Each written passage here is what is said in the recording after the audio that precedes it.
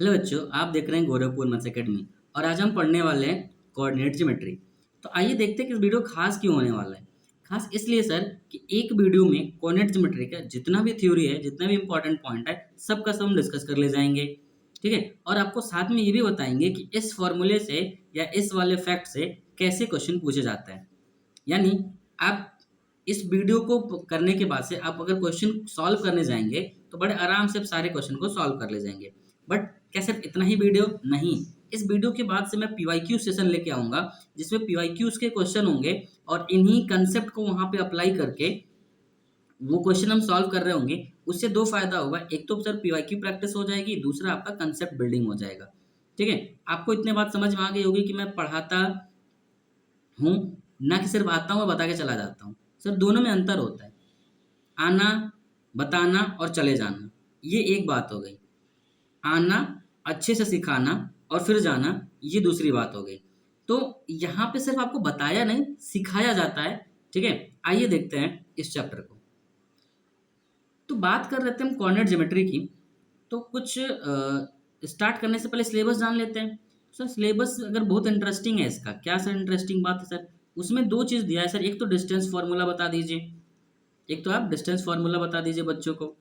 फिर सिलेबस में बोल रखा है कि दूसरी बात आप उसको जो है, उनको जो है सेक्शन फार्मूला बता दीजिए। हम क्या सर बता देंगे। और कह रहा है सर ये दो बात बता के बच्चों को जो है 6 नंबर दिला दीजिए। मैं कहूँ दिलवा दूंगा।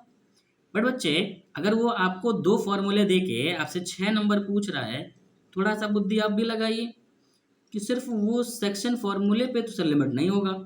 यानी डिस्टेंस फॉर्मूले को यूज करके आपके बहुत सारे कंसेप्ट को टेस्ट करना चाह रहा होगा। वो सेक्शन फॉर्मूले का यूज करके आपके बहुत सारे कंसेप्ट को वो टेस्ट करना चाह रहा होगा। और आप देखिए तो कोऑर्डिनेट के साथ ज्योमेट्री वर्ड यूज किया है, यानी उसमें ज्योमेट्रिकल अंडरस्टैंडिंग भी, उसमें आपका ज्योमेट्रिकल अंडरस्टैंडिंग भी टेस्ट किया जाएगा। ज्योमेट्रिकल अंडरस्टैंडिंग भी वो आपसे टेस्ट करेगा। अब सर ज्योमेट्रिकल अंडरस्टैंडिंग टेस्ट करने का क्या मतलब है आपका।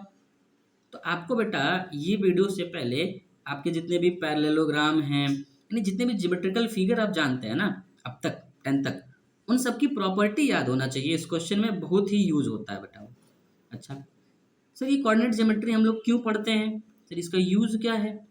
तो यूज बेटा कुछ यूँ है कि इसको हम एग्जैक्ट लोकेशन पता करने के लिए, एग्जैक्ट लोकेशन बताने के लिए यूज करते हैं। सर वो कैसे। तो मान लीजिए सर एक है आपके ए और एक है सर आपके बी। ठीक है, अब ये आपका जो ए है, एक कहता है बी से कि तुम जो है 10 किलोमीटर, तुम्हारा मतलब मेरा जो घर है, ए कहता है बी से कि जो मेरा घर है वो तुम्हारे घर से 10 किलोमीटर दूरी पे है। ए कहता है बी से कि तुम्हारा मतलब मेरा जो घर है वो तुम्हारे घर से मतलब बी के घर से 10 किलोमीटर की दूरी पे है, आ जाओ। ए बुलाता है किसको, बी को, कहता है आ जाओ। बी भाई साहब यहाँ से बाइक उठाता है और 10 किलोमीटर चल देता है। हंसीएगा नहीं, 10 किलोमीटर चल देता है। कहता है भैया पहुंच गए हैं 10 किलोमीटर, तुम्हारा घर दिख नहीं रहा। अच्छा ठीक है, फिर ये भाई साहब परेशान, ये भाई साहब परेशान, पूछता है बताओ किस जगह पहुंचे, नाम क्या है जगह का। बताता है, कहता है भाई तुम अनर्थ हो गया, तुम अब हमसे 20 किलोमीटर दूर चले गए हैं। क्यों हुआ, क्योंकि भाई साहब ने सिर्फ 10 किलोमीटर बताया था ना बेटा, 10 किलोमीटर बताया था।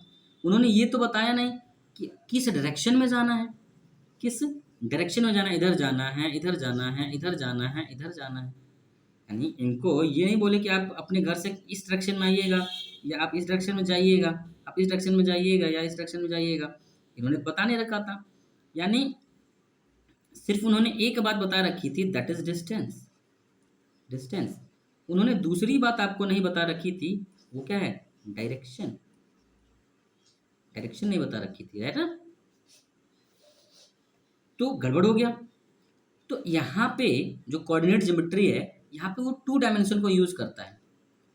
2 डायमेंशन का यूज करके, 2 डायमेंशन का यूज करके किसी भी पॉइंट का, किसी भी पॉइंट का वो एग्जैक्ट लोकेशन बता देता है, एग्जैक्ट लोकेशन बता देता है। आइए देखते हैं आखिर कैसे वो बता देता है भाई। ठीक है सर, समझ में आया इतनी बात। तो ये लोकेशन बताने का काम करता है। तो आप देखते होंगे सर, जो भी मैप आपके आते हैं, जो भी आपके मैप्स बनते हैं, गूगल मैप या कोई भी मैप, ठीक है, तो उसमें कोऑर्डिनेट ज्योमेट्री का हेल्प लिया जाता है। उसमें जो है कोऑर्डिनेट ज्योमेट्री का हेल्प लिया जाता है। यानी आपकी जीपीएस सिस्टम जो होती है, यानी आप कह सकते हो कि सर जीपीएस सिस्टम में आपका कोऑर्डिनेट ज्योमेट्री का हेल्प लिया जाता है। क्लियर है सर? यानी एड्रेस बताने का ये काम कर रहा होता है। क्लियर है? बिल्कुल क्लियर है सर। अब आइए देखते हैं कि कैसे बताता है। तो मैंने बोला 2 डायमेंशन लेता है। हाँ जी सर। जब वो 2 डायमेंशन लेता है तो कौन से 2 डायमेंशन लेता है? आइए वो भी बता देते हैं हम आपको। आइए वो भी आपको बता दिया जाता है भाई। ठीक है, आइए तो मान लीजिए कि ये आपका वो 2 डायरेक्शन है, ये आपका 2 डायरेक्शन है। बेसिकली इसको ऐसे समझिए कि 2 नंबर लाइन था। बेसिकली इसको आप ऐसे समझिए कि 2 नंबर आपके लाइन थे, एक था, ठीक है, और उस दोनों नंबर लाइन को क्या कर दिया गया है, उस 2 नंबर लाइन को इस तरीके से आपका यहाँ पे अरेंज कर दिया गया, यानी हॉरिजॉन्टल, मतलब इसको इंटरसेक्शन परपेंडिकुलर इंटरसेक्ट कर दिया गया। यानी आप एक नंबर लाइन ऐसे देखते हैं सर, हाँ सर, बीच में 0 होता है, हाँ जी सर, इसके राइट में क्या होता है सर, पॉजिटिव होता है सर, इसके लेफ्ट में क्या होता है सर, नेगेटिव होता है। ऐसे एक और नंबर लाइन लिया गया सर, ठीक है सर, उसमें भी सर बीच में 0 होगा, बिल्कुल होगा सर। इसके राइट में पॉजिटिव होगा, हाँ जी सर होगा। इसके लेफ्ट में नेगेटिव होगा, बिल्कुल होगा सर। अरे क्या कर दिए सर जी, यहाँ पे बेटा नेगेटिव होगा। ठीक है सर, समझ में आ गया था। अब नहीं भी लिखते तो काम चल जाता, नेगेटिव होगा। अब इसको किया क्या गया, अब उसको किया क्या गया बेटा कि उठाया गया। आइए उठा लेते हैं। इसको ऐसे उठाया गया, लाया गया और इस तरीके से यहाँ पे रख दिया गया। ठीक, रख दिया गया भाई। और ये जो है इसका नाम बोला गया, इसका नाम बोला गया एक्स एक्सिस। क्या नाम बोला गया, एक्स एक्सिस। अब इसी पे इसको लाया गया, इस नंबर लाइन को उठाया गया, ठीक है, और इसको उठाया नहीं गया, इसको उठा के ऐसे मोड़ दिया गया, इसे क्या कर दिया गया, रोटेट कर दिया गया। ठीक, फिर इसको उठाया गया, फिर इसको उठाया गया। कैसे उठाया गया सर, ऐसे उठाया गया, उठा के लाके इसी पे परपेंडिकुलरली रख दिया गया। क्या रख दिया गया सर, परपेंडिकुलरली रख दिया गया। ठीक है, जब जब रखा गया तो देखिए यहाँ पे ये दोनों मिले, यहाँ पे दोनों मिल गए, ठीक है। तो जहां पे मिले इसी को क्या बोला गया, ओरिजिन बोला गया। ये दूसरा वाला जो नंबर लाइन जो इस तरीके से वर्टिकली आके खड़ा हुआ, जो वर्टिकली आके खड़ा हुआ उसको वाई एक्सिस बोला गया। ठीक सर, और जो पहले हॉरिजॉन्टली लेटा हुआ था उसको एक्स एक्सिस बोला गया था। क्लियर है? अब इस ब्लू वाले पार्ट को हटा दीजिए सर, इस ब्लू वाले पार्ट को हटा दीजिए। हम लोग समझ गए जो आप समझाना चाह रहे थे। ठीक है, तो आपने देखा होगा सर, इस वाले पार्ट को आप क्या कह रहे थे, आप इसको ओरिजिन कह रहे थे, ठीक है, क्योंकि दोनों ही नंबर लाइन यहीं पे आके इंटरसेक्ट कर रहा था।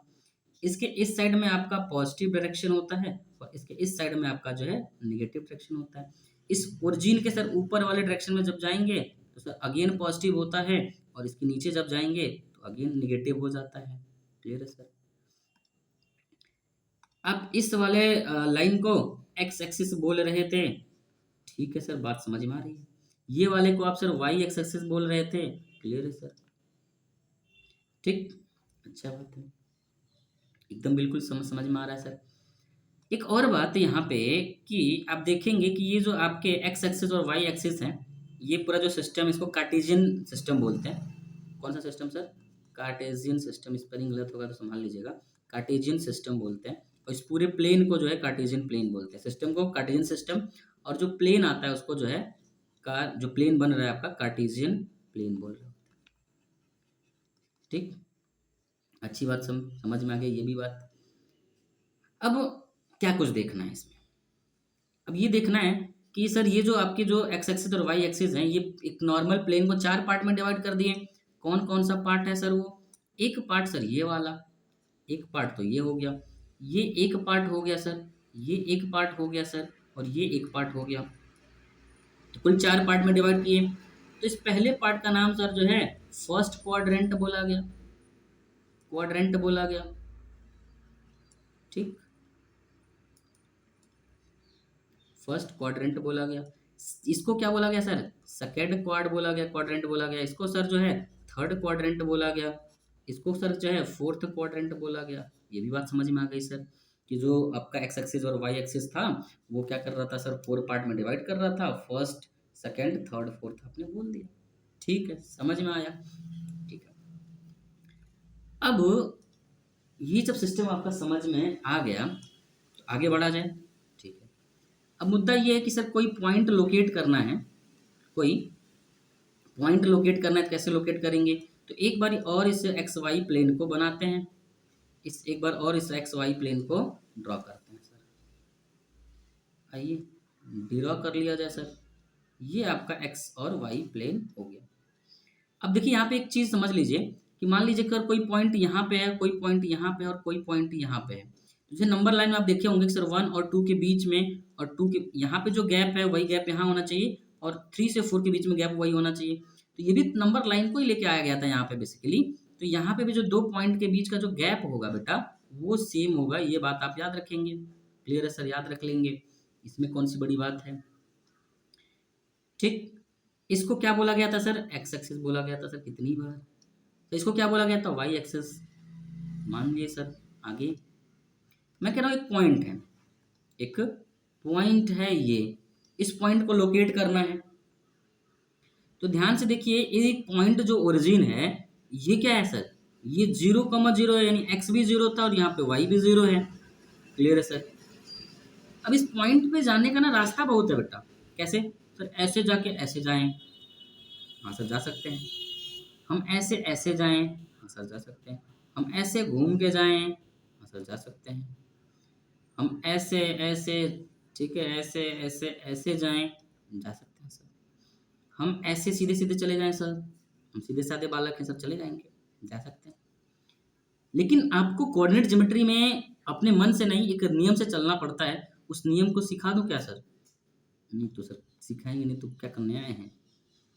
देखिए आपको पहला काम क्या करना होता है सर? एक्स एक्सिस पे ट्रेवल करना होता है। पहला आपको एक्स एक्सिस पे ट्रेवल करना होता है। ठीक सर, उस एक्स एक्सिस के बाद से आपको ऊपर या नीचे जहां भी आपको लगे वो वाई एक्सिस पे आपको ट्रेवल करना होता है। और पहले आप एक्स एक्सिस पे ट्रेवल करेंगे, फिर वाई एक्सिस पे ट्रेवल करेंगे और अपने पॉइंट तक पहुंचने का प्रयास करेंगे, अपने पॉइंट तक पहुंचने का प्रयास करेंगे। सर ये भी बात समझ में आ गई। आप यही ना कहना चाह रहे हैं क्या कि पहले यहाँ पे तुम एक्स एक्सिस पे ट्रेवल कर लो और फिर यहीं से जो है ऊपर की तरफ वाई एक्सिस पे चले जाना। ठीक है, इतना ही करना, इससे अधिक मत करना। हाँ यही कहना चाह रहे थे। तो आप जाने को तो बहुत सारा रास्ता पकड़ सकते थे, लेकिन आप नहीं पकड़िएगा क्योंकि ये कोऑर्डिनेट ज्योमेट्री आपसे मना करता है। तो ये आप देखेंगे कि ये वाई एक्सिस से कुछ डिस्टेंस है, या कह सकते हो वर्टिकल लाइन से डिस्टेंस है, जिसको हम एक्स एक्सिस बोलेंगे।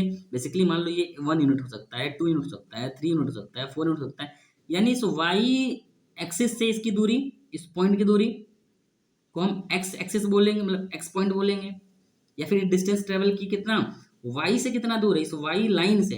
अब जरूरी नहीं सर यहीं से हो सकता है, वो यहाँ से हो सकता है, वो यहाँ से हो सकता है। हम बस इतना देख रहे हैं कि इस वर्टिकल लाइन से ये दूरी। ठीक है सर, अब इस वाले लाइन से ऊपर की तरफ कितना गया या नीचे की तरफ कितना गया, तो ये हॉरिजॉन्टल लाइन से इस पॉइंट की दूरी, तो मान लेते हैं इसको y बोल देते हैं सर। इसको क्या बोल दिए? y बोल दिए। यानी इस x एक्सिस से y की दूरी कितनी है? ठीक है सर, इस y एक्सिस से इस पॉइंट की दूरी कितनी है, इस पॉइंट की, तो वो चीज, तो इसको x बोल दिए, इसको y बोल दिए। क्लियर है सर? कोई दिक्कत नहीं सर। तो ये जो पॉइंट है ना, इसका एड्रेस क्या हो जाएगा सर? तो x, y हो जाएगा। सर आप x, y लिख रहे हैं, क्या हम y, x लिख सकते हैं? नहीं, मैंने क्या बोला? आपने जब पहले x ट्रेवल करेंगे तो आप हमेशा पहले x को लिखेंगे। आप चाहते तो बेटा y, x लिख सकते थे, बट मैंने क्या बोला? मैंने बोला कि आपके चाहने मात्र से कुछ नहीं होता। यानी y, x नहीं बोलेंगे, हमेशा पहले x को लिखेंगे और बाद में जो है y को लिखेंगे। ठीक सर, समझ में आ गया? ठीक है, समझ में आ गया सर। तो आप यहाँ से क्या पॉइंट निकाल सकते हैं जरा उसकी बात करेंगे। ठीक, तो आप x कॉमा मान लीजिए कि सर ऐसे कहीं लिख दिया गया है आपको 2,3 तो आप ऑटोमेटिकली समझ लीजिएगा कि ये x लिखा हुआ है और ये y लिखा हुआ है, यानी 2 जो है ये y एक्सिस से दूरी है, ठीक, और ये जो है ये x एक्सिस से दूरी है। इतना डिटेल में कोई दिक्कत नहीं, मत समझिए। ठीक है, आप ध्यान से देख रहे होंगे कि जब अगर मैं इसी 2,3 को अब जब मैं अपनी मनमानी करने लग जाता, मैं कहता नहीं सर मैं x, y नहीं, इसको मैं जो है 3,2 भी लिख सकता हूँ, मैं क्या लिख सकते थे। बट ध्यान से देखिए, जब आप कोऑर्डिनेट ज्योमेट्री की बात कर रहे हैं ना बच्चे, तो आप बेशक जो है अपना मनमानी कर रहिएगा, बट कोई भी नॉर्मल इंसान इसको x ही बोलेगा और इसको y ही बोलेगा, क्योंकि ऐसा कोऑर्डिनेट ज्योमेट्री कहता है। ठीक है, जब इस पॉइंट को लोकेट करने जाइएगा तो वो पहले जो है यहाँ से वो 3 यूनिट ट्रेवल करेगा, वो इस y एक्सिस से, यानी सिंपल कहें तो x एक्सिस पे वो 3 यूनिट ट्रेवल करेगा, फिर इस वाले पॉइंट से वो ऊपर की तरफ 2 यूनिट जाएगा, और ये कॉमा जो है, ये जो पॉइंट होगा ये 3,2 हो जाएगा। ठीक है, तो दोनों अलग नहीं होगा। आप बेशक रोते रहिए नहीं सर मैं अपनी मनमानी करूंगा, बट आप मैथ पढ़ रहे हैं तो मनमानी नहीं कर सकते हैं। तो ये 3,2 अलग हो जाएगा, 2,3 अलग हो जाएगा। 2,3 कहाँ होगा सर? वो यहीं से ऊपर चला जाएगा, और 3 यूनिट, तो यहाँ से तो वो 2 यूनिट जाएगा, यहाँ से वो 2 यूनिट लेगा, बट ऊपर की तरफ वो 3 यूनिट चला जाएगा और ये 2,3 हो जाएगा। दोनों ही पॉइंट में आप देखेंगे साफ अंतर दिखेगा। तो 2,3 यहाँ पे आएगा, 3,2 इधर आएगा, दोनों में अंतर है, यानी ये दोनों ही पॉइंट आपस में इक्वल नहीं है सर। ठीक है, इसी बात को मैं जो है यहाँ पे शायद लिख के लाया हूँ। ठीक है, अच्छा ये जो आप x, y बोल रहे थे, आप जो ये x, y बोल रहे थे बच्चे, ठीक है, ये जो x, y बोल रहे थे, इसी को कंबाइनली हम क्या कहते हैं? इसी को हम कहते हैं कोऑर्डिनेट। क्या कहते हैं सर? इसी को हम कोऑर्डिनेट कहते हैं। क्लियर है सर? हाँ जी सर, समझ में आई बात, कोऑर्डिनेट कहते हैं। उसमें भी इस x वाले पार्ट को कुछ नाम देते हैं। ठीक, इस देखो एक मिनट, ये एरो ऐसे, ठीक है, इसमें जो y वाला पार्ट है सर, इसमें जो आपका ये y वाला पार्ट है, इसका सर अपना नाम देते हैं, क्या नाम देते हैं जरा उसको देख लेते हैं सर। अब सर ये बता क्यों रहे हैं? पूछ लिया जाता है सर। कहाँ पूछा जाता है? बोर्ड में।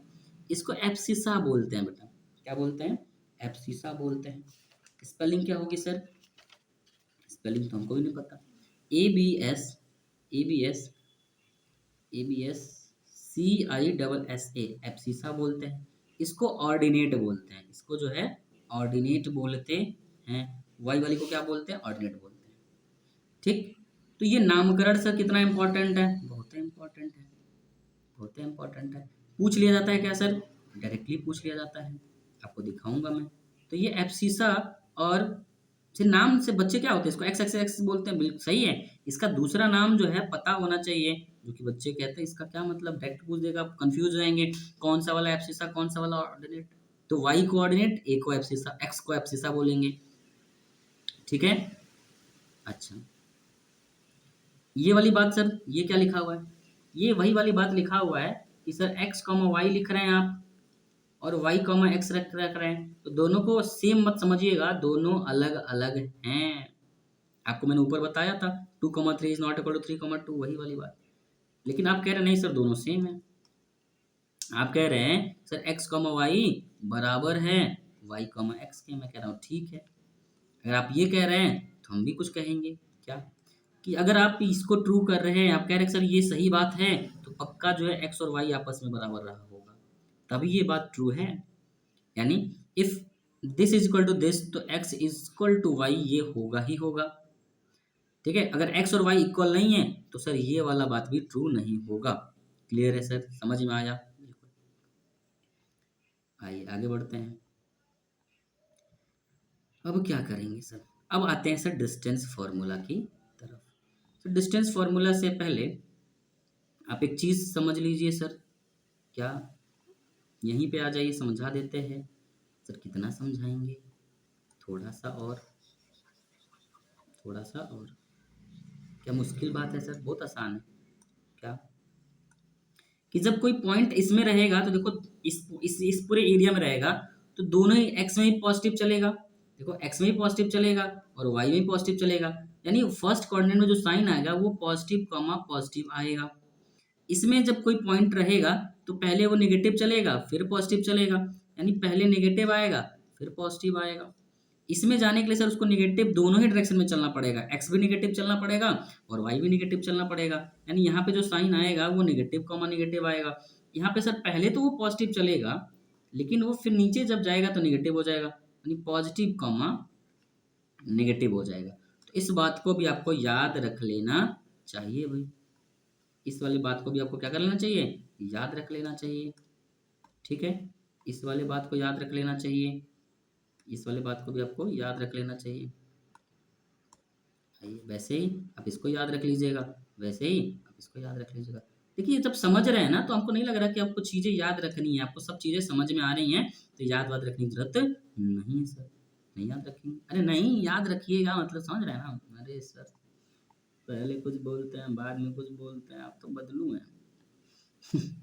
चलिए, तो आप देखिए आप क्या, अब तक क्या सीखे, आप किसी पॉइंट को आसानी से लोकेट कर लेंगे। हाँ जी सर, आपने एक्स के बारे में सीखा, वाई के बारे में सीखा, सब कुछ आपने अच्छे से देख लिया। ठीक है, जब देख ही रहे तो कुछ और भी बात देख लिया जाए, फिर आगे बढ़ते हैं डिस्टेंस फार्मूले पे। क्या बात सर, अब कितनी बात, डिस्टेंस फार्मूला काहे नहीं शुरू करते हैं मास्टर, हम लोग डिस्टेंस फार्मूला पढ़ने आए हैं मास्टर। बेटा ये सब जानेंगे नहीं तो दिक्कत होगा ना। कैसा दिक्कत सर, आप नहीं समझिएगा। चलिए चुपचाप से सुनते जाइए। ये आपका, ये आपका क्या हो जाएगा, ये आपका ओरिजिन हो जाएगा सर। ठीक है, अगर कोई पॉइंट मान लीजिए सिर्फ एक्स एक्सिस पे हो, मतलब यहाँ पे कोई पॉइंट हो, मैं कह रहा हूँ यहाँ पे कोई पॉइंट हो, या यहाँ पॉइंट हो, या यहाँ पॉइंट हो, या यहाँ पॉइंट हो, वो पॉइंट का नेचर कैसा होगा सर, वो पॉइंट पक्का सर ए कॉमा जीरो में दिखेगा। क्यों, क्यों सर ए कॉमा जीरो दिखेगा, वो इसलिए देखेगा बेटा क्योंकि इस पॉइंट पे कोई भी, इस लाइन पे कोई पॉइंट पाया जा रहा है, तो उस यहाँ पहुंचने के लिए हमको सिर्फ एक्स ट्रेवल करना पड़ेगा। हम ऊपर या नीचे क्यों जाएंगे, जब हम ऊपर नीचे नहीं जाएंगे तो वाई की बात क्यों करेंगे, नहीं करेंगे। समझ में आया सर?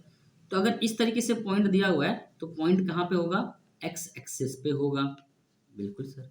सर दूसरा वाला तो हम बता देंगे, आप आगे बढ़िए। क्या, कि अगर मान लो कि सर वो सिर्फ और सिर्फ पॉइंट जो है सिर्फ और सिर्फ वाई एक्सिस के किसी पार्ट पे है, वाई के किसी पार्ट पे है, तो जीरो कॉमा बी के नाम से जाना जाएगा। क्यों, क्योंकि सर इस पॉइंट पे पहुंचने के लिए हमको एक्स जाने की जरूरत ही नहीं है, हम सीधे सीधे वाई पे आ जाएंगे। तो जब एक्स ट्रैवल करने की जरूरत नहीं तो एक्स की वैल्यू क्या हो जाएगी, जीरो हो जाएगी। तो जब कोई पॉइंट ऐसा दिखे तो आप समझिएगा कि वो पॉइंट कहाँ पे है, तो वो पॉइंट वाई एक्सिस पे है। वो पॉइंट क्या है सर, वाई एक्सिस पे है। क्लियर है? ठीक बात सर, और कुछ बात बाकी है कि आप आगे बढ़ेंगे, नहीं बढ़ेंगे क्या, हम जा रहे हैं। अरे मत जाइए बेटा, सब कुछ सीखने आए हैं कि अधूरा सीखने आए हैं। सर सीखने तो सब कुछ आए हैं बट आप टाइम में बहुत ज़्यादा है। अरे double speed, double double engine की सरकार में स्पीड डबल करके देख नहीं सकते हैं क्या? यार सरकार की बात ना करिए वरना आपको हम छोड़ के चले जाएंगे। अरे बिल्कुल नहीं करेंगे भैया, बने रहो। मान लो एक लाइन है बेटा, एक लाइन है, कैसी लाइन, अब एक लाइन ऐसी है जो यहाँ से पास कर रही है, जो कि यहाँ से पास कर रही है। ठीक बात सर, तो इसको क्या बोला जाएगा सर, इस लाइन को क्या बोला जाएगा, क्या बोला जाएगा सर, बोला जाएगा ये लाइन जो है, ये लाइन जो है पैरेलल है। हाँ सर पैरेलल तो है, किसके, वाई एक्सिस के, पैरेलल टू वाई एक्सिस है सर। ये लाइन क्या है sir, parallel to Y axis है। क्लियर है, ठीक है सर। दूसरा, यहाँ आ जाइए, यहाँ पे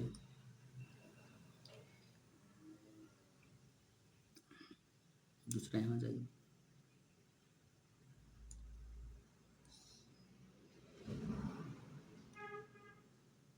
फू, फू, फू, फू।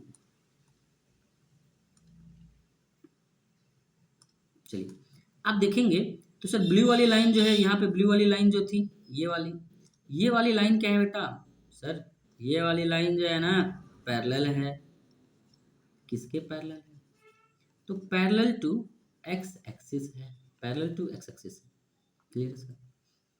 आप अगर देखा जाए बेटा तो इस वाले, अरे भाई साहब ये क्या कर दिया, इस वाले पॉइंट पे, यहाँ पे जो पॉइंट पाए जाएंगे, इस लाइन पे जो पॉइंट पाए जाएंगे, उसमें कुछ रिलेशन होगा क्या, हाँ, उसका रिलेशन सर इस तरीके से होगा कि एक्स फिक्स हो जाएगा, ये एक्स क्या हो जाएगा, फिक्स हो जाएगा, एक्स जो है वो फिक्स रहेगा, वाई सर जो है चेंज करता रहेगा, वाई सर चेंज होता रहेगा।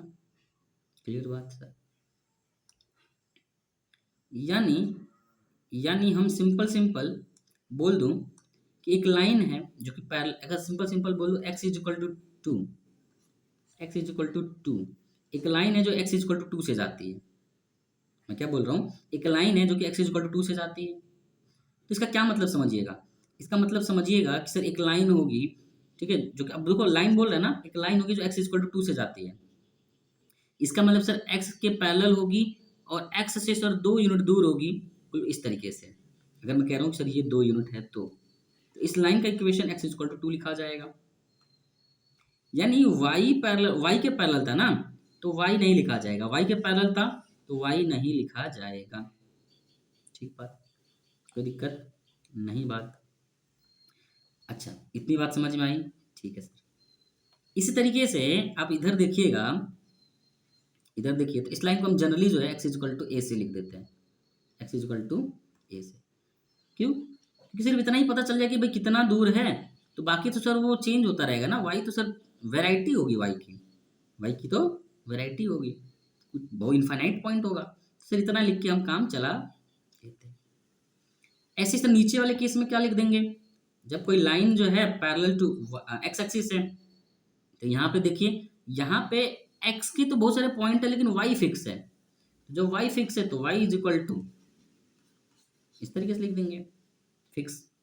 तो ये समझ लेंगे कि सर आपका जो है वाई के वाई इज इक्वल टू दिया, यानी वो एक्स के पैरेलल होगा, ठीक है, और एक्स से कितना दूर होगा, सॉरी ये देखो एक्स पे कितना दूर होगा, तो यहाँ पे ए दूरी था, ये Y is equal to B, यानी वाई से बी यूनिट दूर होगा, ये X is equal to A का मतलब कि वो एक्स एक्सिस पे ए यूनिट दूर होगा, यानी वाई एक्सिस से वो ए यूनिट दूर होगा, ऐसा बोल सकते हैं ना, x x equal to A का मतलब कि वो वाई एक्सिस से ए यूनिट दूर होगा, ठीक, और Y is equal to B पे मतलब कि वो एक्स एक्सिस से बी यूनिट दूर एक पैरेलल लाइन बनाई गई है। क्लियर है सर, समझ में आया, आगे बढ़िए, ठीक है। अब आ जाइए सर डिस्टेंस फार्मूला पे, अब भागे कहीं तो सर सर तोड़ देंगे, सच सच में भाग जाएंगे हम, अरे मत भागिए, अब डिस्टेंस फार्मूला बता रहे हैं, डिराइव करें डायरेक्ट बता दें सर, सर कुछ लोग कह रहे हैं डिराइव करिए, कुछ लोग कह रहे हैं सर बता दीजिए, तो डिस्टेंस फार्मूला को थोड़ा सा समझ लेते हैं बेटा, डिस्टेंस फार्मूला आया कहाँ से होगा, मज़ा आएगा, थोड़ा सा आप सुनेंगे ध्यान से तो समझ में भी आएगा।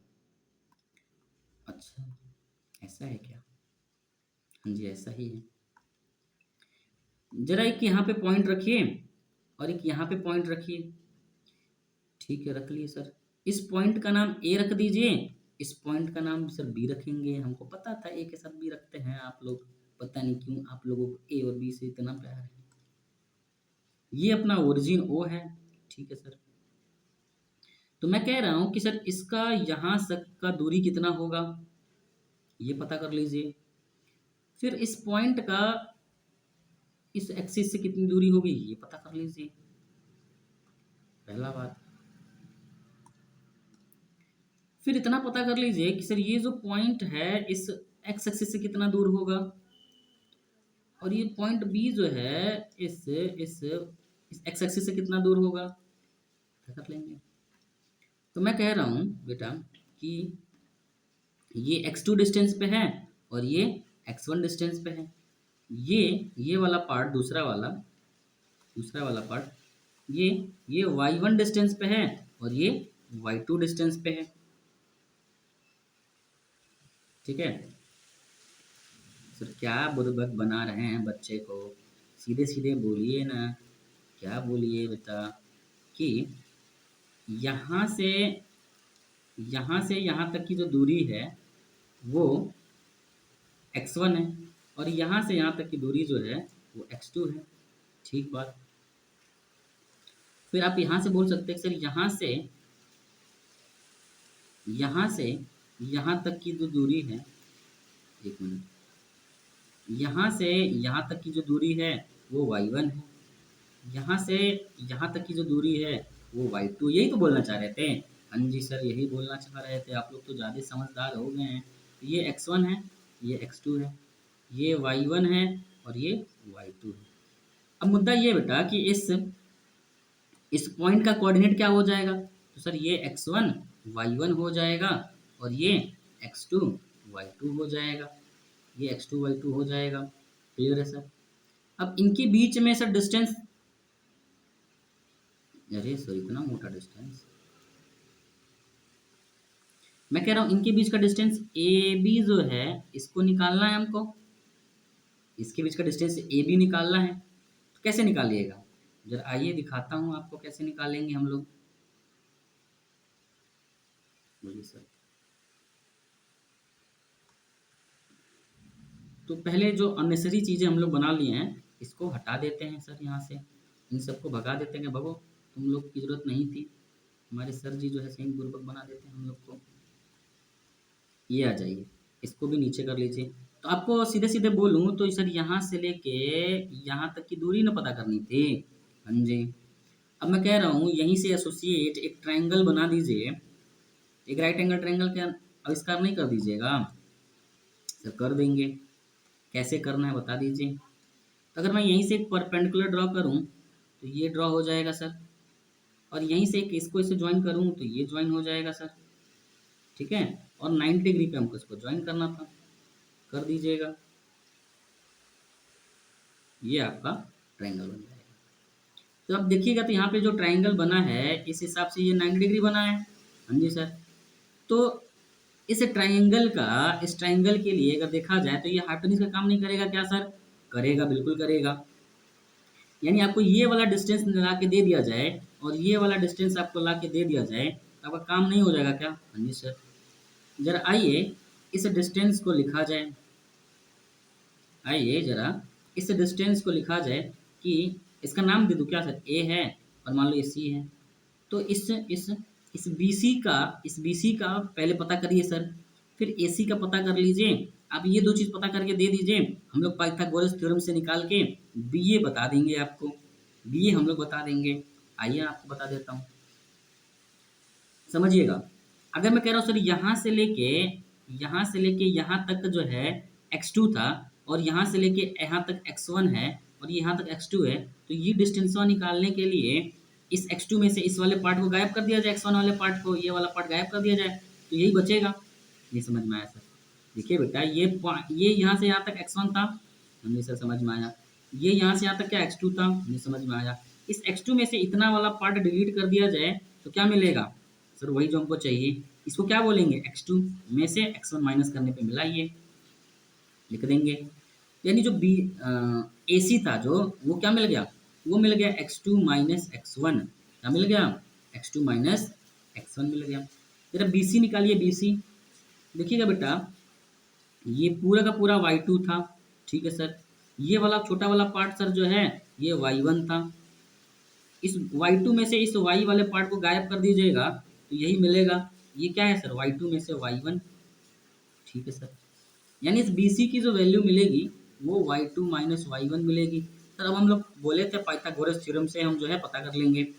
तो बोलेंगे बोलेंगे कि in right angle triangle, sir बोलते बहुत हैं सर, अरे लिख लीजिए क्या, in in in right angle triangle, in right angle triangle, triangle का नाम क्या है सर, ए सी बी, ठीक है, by Pythagoras theorem, by Pythagoras theorem, Pythagoras गोरस थ्योरम से, पीवाईटी से, पाइथागोरस थ्योरम से हमें क्या मिलेगा सर, हमें तो मिलेगा सर वही जो हमें चाहिए, क्या, कि AC का जब स्क्वायर करिएगा, AC का स्क्वायर सर, कूलर का नहीं, BC का भी स्क्वायर कर लीजिए सर, गलत ना समझिएगा आप लोग, है ना, AB के स्क्वायर के बराबर आएगा, दैट इज हाइपोटेनिस।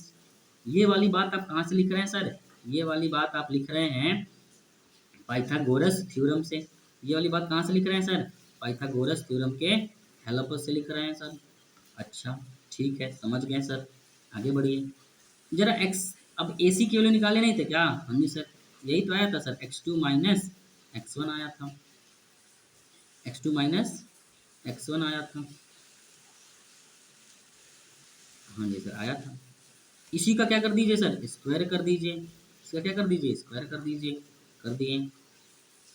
दूसरा सर y2 माइनस y1 है, ठीक, y2 माइनस y1 है, इसका क्या कर दीजिए सर, स्क्वायर कर दीजिए, स्क्वायर करके ऐड कर दीजिए, जो मिलेगा आपको सर, मिलेगा AB का स्क्वायर, AB का स्क्वायर, यही AB का स्क्वायर ही तो क्या होगा सर, AB का, अगर मैं AB का डिस्टेंस बोलूँ तो अगर D है, ठीक है, तो मैं कह सकता हूँ D स्क्वायर हमको मिल गया, बट हमें D स्क्वायर थोड़ी चाहिए, हमको तो D चाहिए, हमें तो D चाहिए, तो D चाहिए तो उसके लिए क्या करना पड़ेगा, उसके लिए इस पूरे पोर्शन को स्क्वायर रूट में कर दो, क्या कर दो, स्क्वायर रूट में कर दो, तो x2 माइनस x1 का जो होल स्क्वायर आएगा, उसमें जब ऐड करेंगे y2 माइनस y1 का होल स्क्वायर, ठीक है, आपको मिल जाएगा, आपको क्या मिल जाएगा sir, distance between point A and B, distance between point, point कौन सा सर, ए, जिसका कोऑर्डिनेट कौन सा था, x1 y1 था सर, एंड सर बी, उसका कोऑर्डिनेट क्या था सर, x2 कामा y2 था, तो आपको डिस्टेंस मिल जाएगा ए पॉइंट और बी पॉइंट का, और इसी फॉर्मूले को हम कहते हैं सर डिस्टेंस फॉर्मूला, इसी को क्या कहते हैं सर, डिस्टेंस फॉर्मूला। अब बच्चे पूछते हैं हमसे कि सर x2 को पहले रखेंगे व x1 को बाद में रखेंगे, मैं कह रहा हूँ ऐसा कुछ नहीं है, आप डायरेक्शन मत भूलिएगा, एक डायरेक्शन में आप रखिएगा, ठीक, तो यहाँ पे देखिए, या तो x1 में से x2 माइनस करिए, या x2 में से x1 माइनस करिए, फर्क कितना पड़ेगा सर, सर फर्क इतना पड़ेगा कि अगर ये पॉजिटिव आएगा तो सर ये नेगेटिव आ जाएगा, बट मैं कह रहा हूँ दोनों का जब स्क्वायर करिएगा तो सर सेम आएगा कि नहीं आएगा, हाँ जी सर, तो कोई बहुत फर्क पड़ता है नहीं सर, बट सही से माइनस करिएगा, ठीक है, समझ आ गया सर।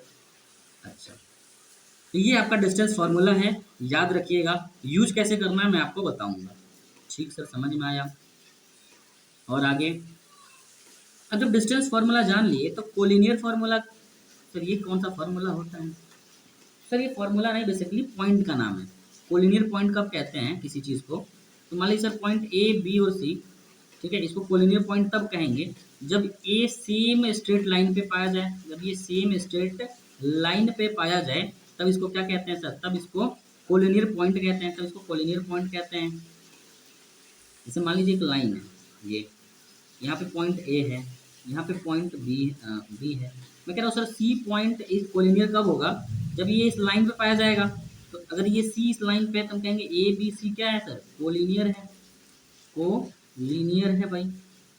अगर ये इस पे नहीं पाया जाएगा, मान लो डी पॉइंट है, तो हम कहेंगे क्या कि ए बी डी कोलिनियर है, कहेंगे नहीं सर ये तो नॉन कोलिनियर है, नॉन कोलिनियर है सर, नॉन कोलिनियर है, इसलिए डबल एल होता है, नॉन कोलिनियर है, क्लियर है सर, समझ में आया, कोई दिक्कत नहीं है।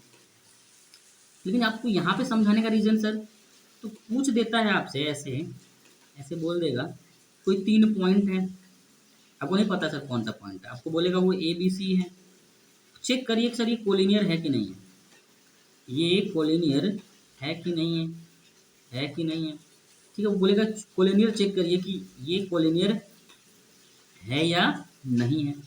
अब क्या करिएगा, तो जरा एक ऑब्जर्वेशन में बताता हूँ, उसको ध्यान दे रखेंगे तो आपको बड़ा अच्छे से समझ में आएगा। क्या सर, अगर ये लाइन है, अगर पहले इसको मोटा कर लिया जाए, ठीक है, और इसको बराबर कर लिया जाए। अगर ये लाइन है बेटा, और कोई तीन पॉइंट, मान लो एक पॉइंट ए है, एक पॉइंट इधर जो है बी है, और एक पॉइंट सी है, ठीक।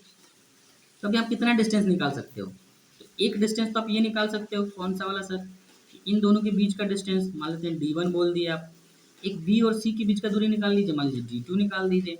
और एक ए से लेके आप सीधे सीधे सी तक का दूरी निकाल लीजिए सर, D3 बोल दीजिए। तो अगर कोलिनियर पॉइंट होगा कौन, ए बी सी अगर कोलिनियर होगा, तो D1 में D2 को ऐड करने पे क्या मिलेगा, D3 मिलेगा।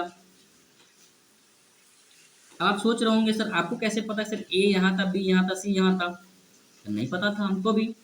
अच्छा जरा सुनिए, मैं कह रहा हूँ कि अगर नहीं पता था तो इतना तो पता था सर कि मान लीजिए कि ये लाइन कहीं और होता, ये लाइन कहीं ऐसे होता, इस लाइन पे मान लीजिए ये वाला पॉइंट को ए बोल देते, आप बी यहाँ, आप सी यहाँ रख दीजिए, यहाँ पे भी रख दीजिए। हाँ जी सर, रख दिए, तभी तो आप तीन ही डिस्टेंस निकाल पाएंगे। एक आप ये निकाल लेंगे, एक आप ये निकाल लेंगे, और एक आप ये निकाल लेंगे। अभी भी तीन डिस्टेंस निकाल रहे हैं। हाँ सर, अभी भी तीन ही डिस्टेंस निकाल पाएंगे, और कोई डिस्टेंस निकाल पाएंगे क्या, नहीं सर। तो आप क्या करिएगा, तीनों डिस्टेंस निकाल लीजिएगा, ए बी बी सी सी, जो तीन डिस्टेंस पॉसिबल होगा वो निकाल लीजिएगा। अगर वो कोलिनियर होगा, अगर वो कोलिनियर होगा, तो एनी टू, किसी दो को जोड़ के एनी टू डिस्टेंस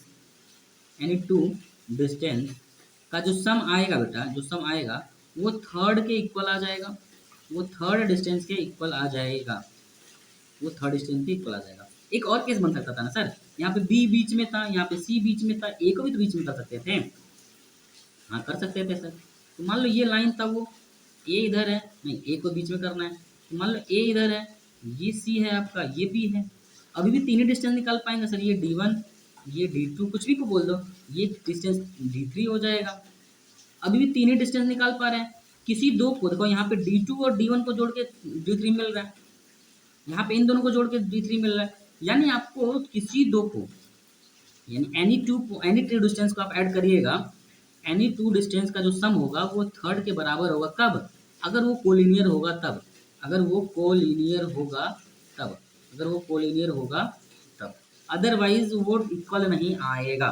एक तो ये फॉर्मूला हो गया, ये क्वेश्चन इस पे आता है। अब एरिया वाला बात मुझे समझाने का, देखो एक और होता है, पहले था कि एरिया ऑफ ट्राइंगल पढ़ाया जाता था बच्चों को, एरिया ऑफ ट्राइंगल पढ़ाया जाता था।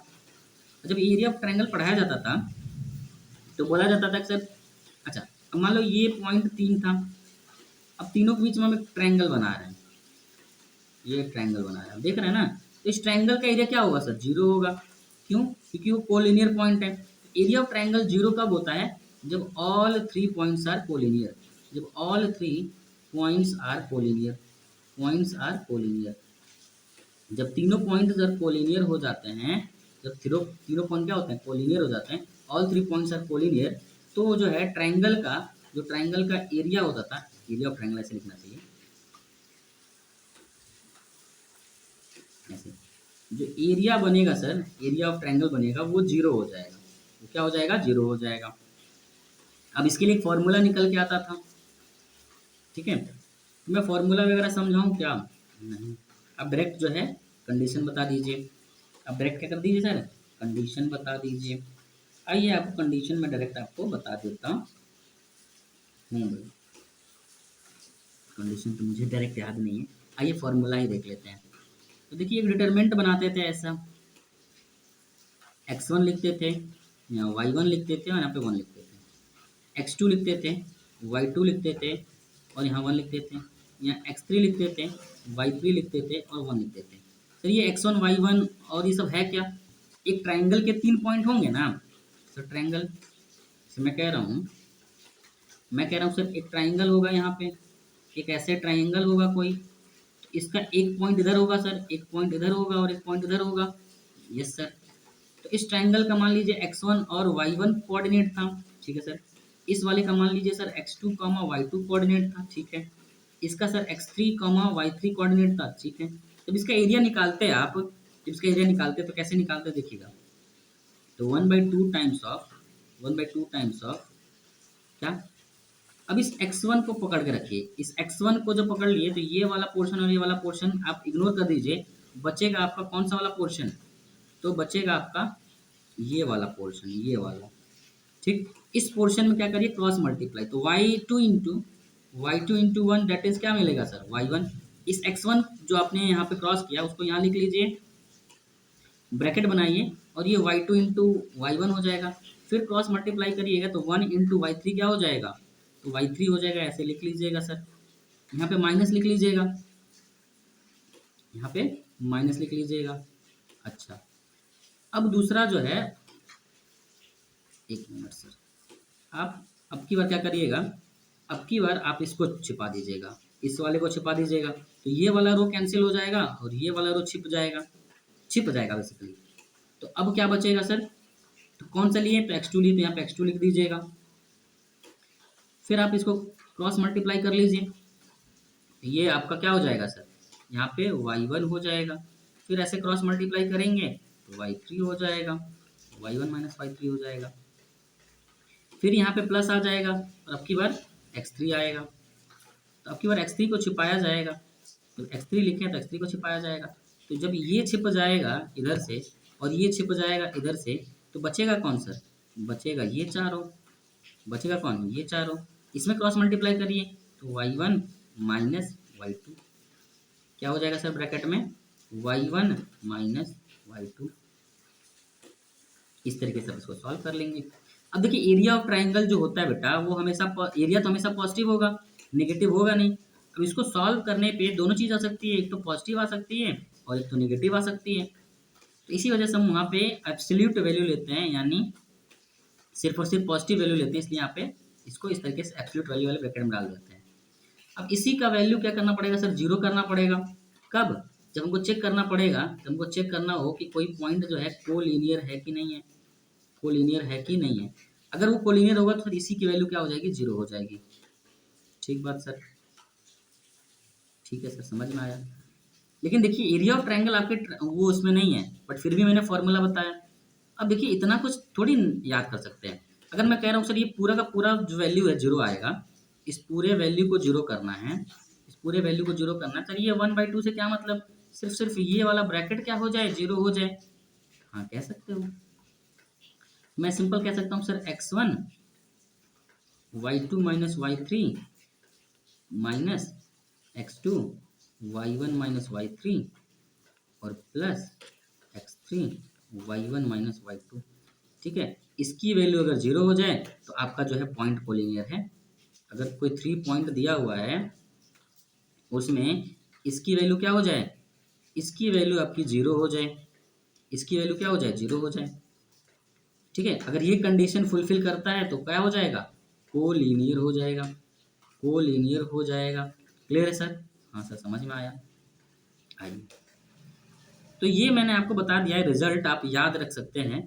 इस रिजल्ट को आप क्या कर सकते हैं सर, याद रख सकते हैं। जब याद रखिएगा तो आप डायरेक्ट फॉर्मूले को कर लीजिएगा। ठीक, कंडीशन है कोलिनिटी की। अदरवाइज ये तामझाम करेंगे क्या, कि 3 बार डिस्टेंस फॉर्मूला लगाएंगे, d1 d2 d3 निकालेंगे, 3 डिस्टेंस निकालेंगे, किसी दो को जोड़ के तीसरे के बराबर अगर मिल रहा होगा तो कोलिनियर होगा, अदरवाइज नहीं होगा। तो 2 काम आप कर सकते हैं, कितने काम, 2 काम सर। ठीक है, हाँ सर। आइए आगे बढ़ते हैं। अब मुझे क्या करना है, सेक्शन फॉर्मूला देखना है। यानी अब आधा काम हो गया, बट 10 से 15 मिनट और पूरा काम खत्म हो जाएगा, भागिएगा नहीं। ठीक है, अब कुछ डेरिवेशन नहीं कराना ना, अब सेक्शन फॉर्मूला का डेरिवेशन नहीं कराएंगे हम। क्यों सर नहीं कराएंगे, कोई मतलब नहीं है ना कराने का, इसलिए सोच तो रहेंगे सर कौन सा अपने जो है मतलब हमको पढ़ना ही नहीं है, हमको तो सर सीधे सीधा फॉर्मूला जानना है। आपने डिस्टेंस फार्मूला का डेरिवेशन करके कौन सा बहुत कुछ कर लिया सर, हम लोग को कोई घंटा फर्क नहीं पड़ता है उसका।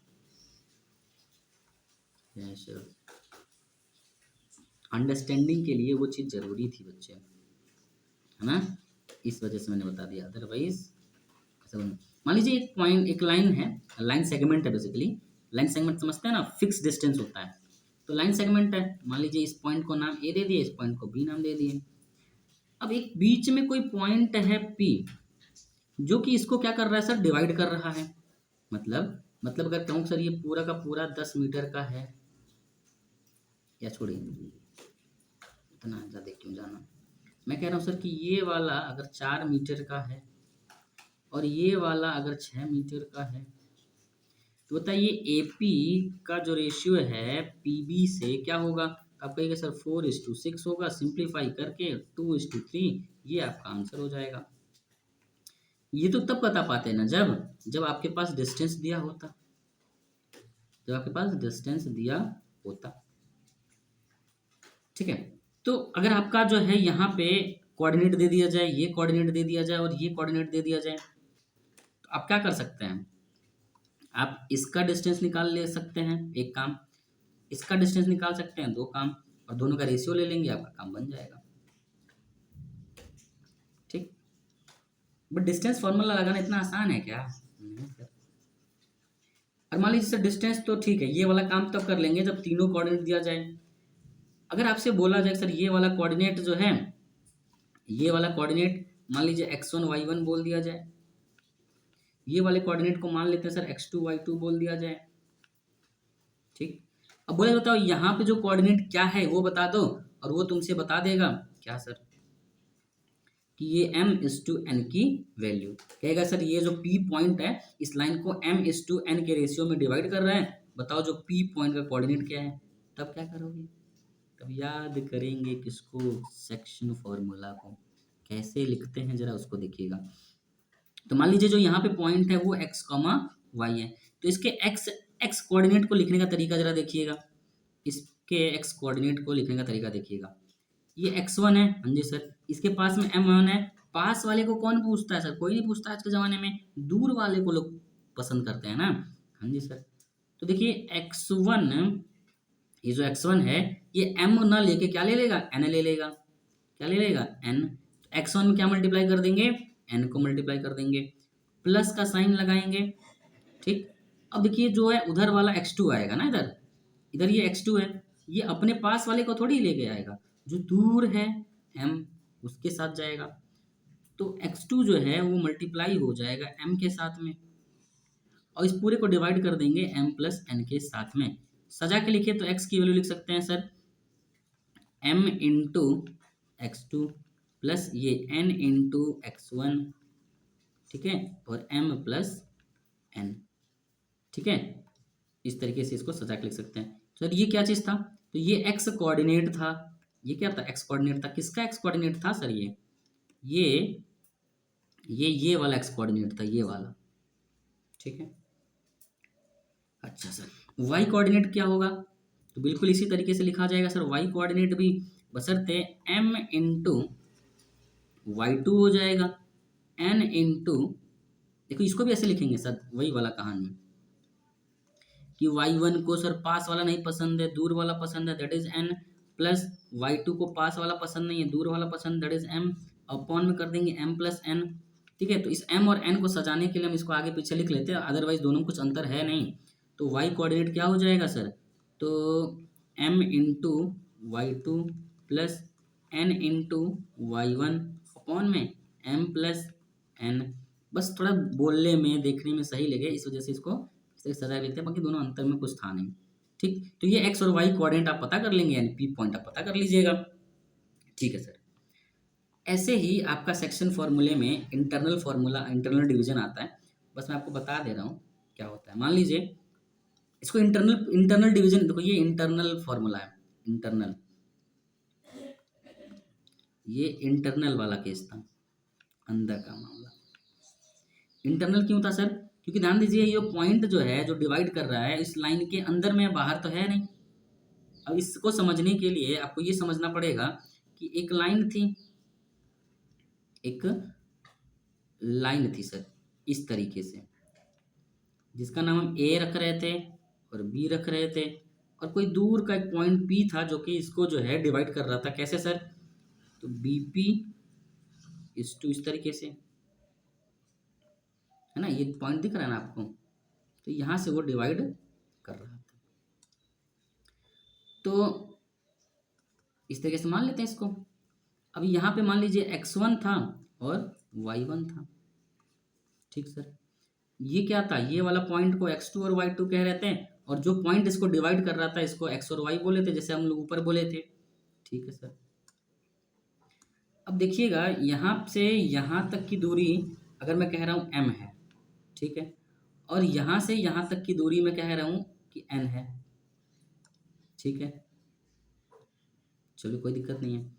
तो यहाँ पे जो x कोऑर्डिनेट, ये वाला x कोऑर्डिनेट की बात कर रहा हूँ, तो यहाँ पे जो x कोऑर्डिनेट लिखा जाता था, कैसे लिखा जाता था?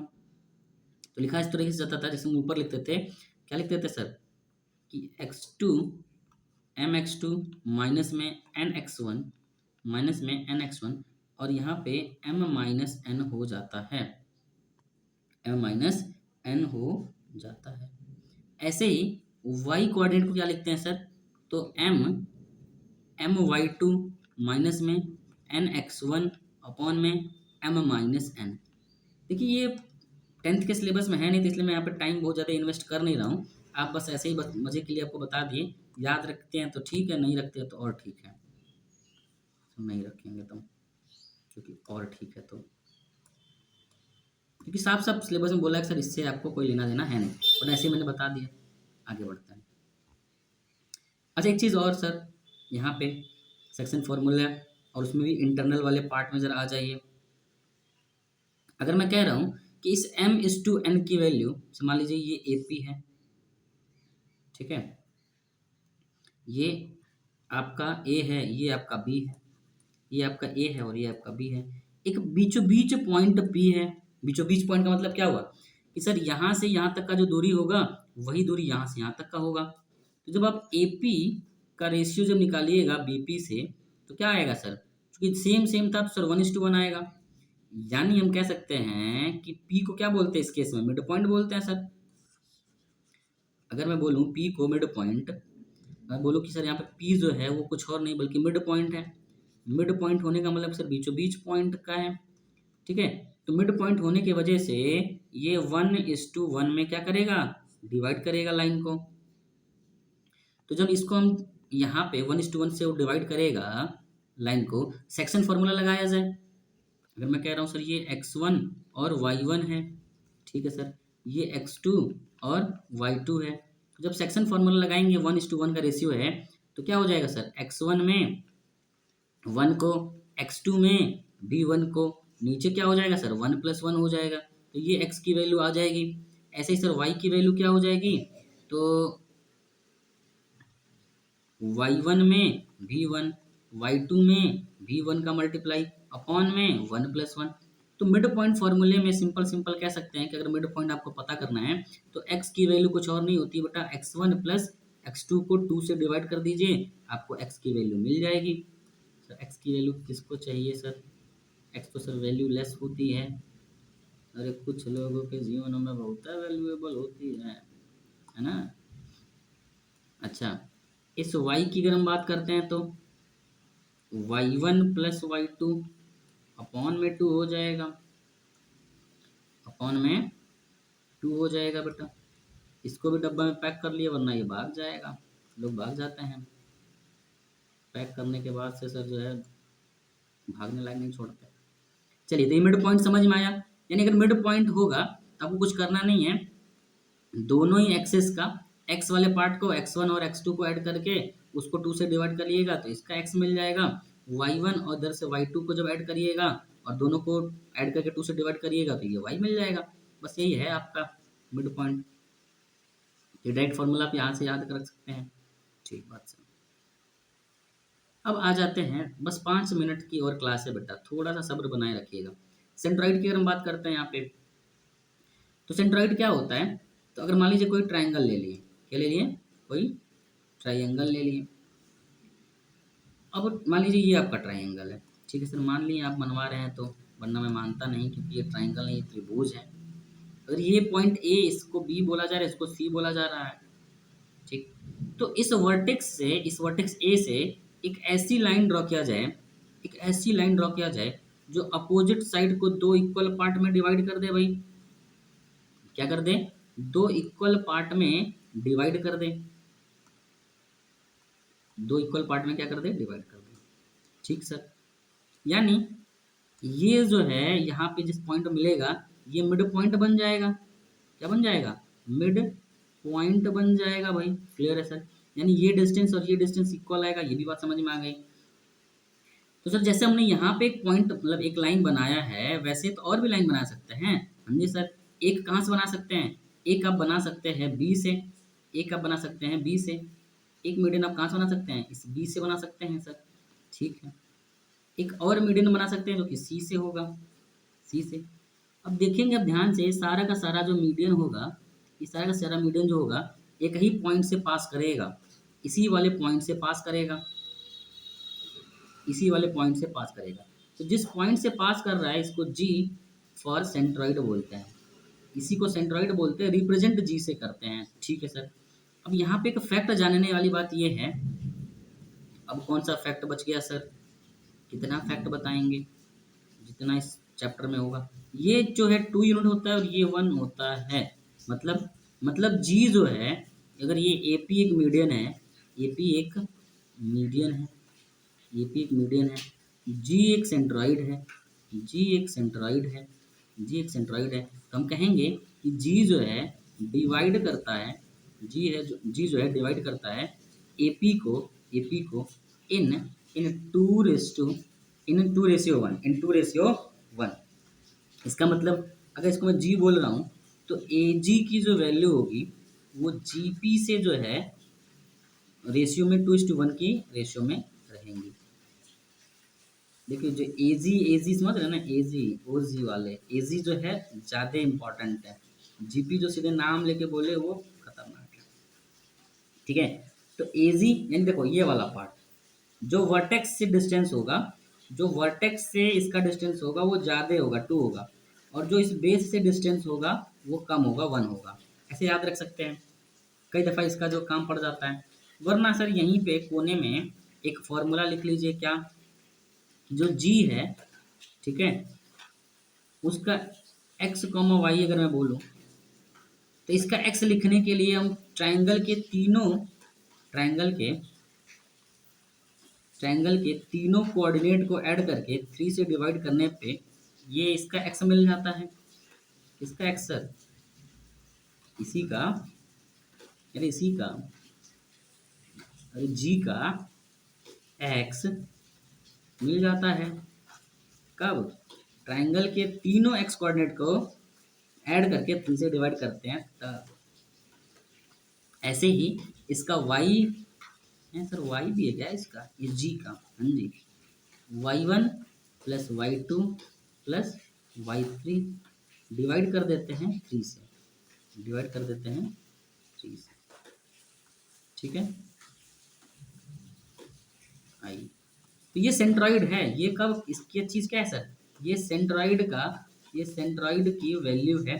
और यहाँ पे x1 x2 और x3 क्या है? तो ये वर्टेक्स का एक्स कोऑर्डिनेट है। ये वर्टिसेस का, ये वर्टिसेस ऑफ ट्रायंगल का एक्स कोऑर्डिनेट है, सॉरी एक्स ऑर्डिनेट है ना, एक्स ऑर्डिनेट है। ठीक। ऐसे ही y1 y2 क्या है? y1 y2 और y3 ये क्या है सर? वर्टिसेस ऑफ ट्रायंगल का y ऑर्डिनेट है, y ऑर्डिनेट है। क्लियर है सर?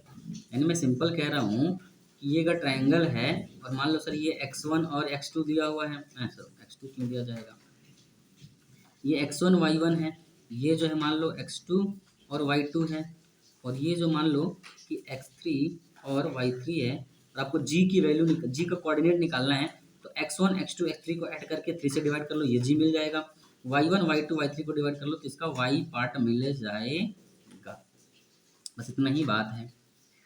और ये फॉर्मूला आएगा कब? जब इस रिलेशन को आप सॉल्व करोगे, इस टू वन वाले रिलेशन को सॉल्व करोगे तो आ जाएगा। इतनी बात समझ में आ गई सर? अब कुछ नहीं दिख रहा है सर, है ना? ये मैंने क्या बोला कि प्रॉपर्टीज आपको पता होना चाहिए। किसका प्रॉपर्टी पता होना चाहिए सर? तो आपको प्रॉपर्टी पता होना चाहिए क्वाड्रिलेटरल का। जैसे रेक्टेंगल है, अब रेक्टेंगल में कौन कौन सी बात याद रखनी सर? एक तो अपोजिट साइड इक्वल होता है, एक बात ये याद रखनी है कि इसमें जो है अपोजिट साइड इक्वल होता है, ठीक। और क्या सर? इसमें डायगोनल भी इक्वल होता है, ये भी बात आपको याद रख लेनी है सर। ये भी बात आपको क्या कर लेनी है? याद रख लेनी है। क्लियर रहेगा? ठीक। तो रेक्टेंगल की जब भी बात करेंगे तो एक क्वाड्रेटल ऐसा, जब रेक्टेंगल कब आएगा? जब उसका अपोजिट साइड इक्वल हो और डायगोनल इक्वल हो। बच्चे क्या करते हैं? अपोजिट साइड इक्वल कहते ही वो रेक्टेंगल घोषित कर देते हैं, जो कि गलत बात है भाई। नहीं, गलत। और भी प्रॉपर्टी होती है, फॉर एग्जांपल कि उसके एडजेसेंट साइड के बीच में 90 डिग्री का वैल्यू होता है, ठीक है। यानी अगर मैं इसके एडजेसेंट साइड यानी इसका जो ब्रेथ लेंथ ले लूँ, ठीक है, और इस पे जो है हम सॉल्व, अब ये आपका जो डायगोनल होता है, समझ रहे हैं ना, ये एक ट्रिपलेट होगा, यहाँ पे जो है पाइथागोरस थ्योरम इनके बीच में फॉलो होगा। ये सब बात आपको पता होना चाहिए।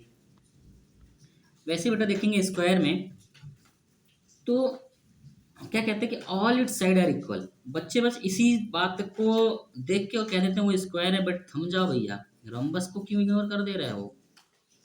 ऑल साइड इक्वल होना ये दो बात की गारंटी देता है ना, कि वो स्क्वायर हो सकता है या रोम्बस हो सकता है। वो स्क्वायर हो सकता है या रोम्बस हो सकता है। अब उसको स्क्वायर होने के लिए एक और कंडीशन, दैट इज डायगोनल को इक्वल होना पड़ेगा।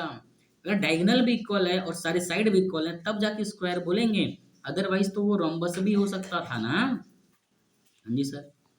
ऐसे ही मान लो कोई पैरेललोग्राम बच्चे देखते हैं, ठीक है, और अपोजिट साइड इक्वल हो गया तो रेक्टेंगल बोल देते थे, बट रेक्टेंगल नहीं, लेकिन उसको पैरेललोग्राम जरूर बोल सकते हैं, तो पैरेललोग्राम बोलिएगा, ठीक है। एक और बात, इसका जो डायगोनल है वो बाइसेक्ट करता है ईच अदर। बाइसेक्ट का मतलब क्या सर? कि 1:1 में डिवाइड करता है, 1:1 में डिवाइड कर देता है। जैसे अगर मैं कह रहा हूँ सर ये एक पैरेललोग्राम है, ठीक है, और ये एक डायगोनल है सर, और ये एक डायगोनल है, ये एक डायगोनल है, ठीक है।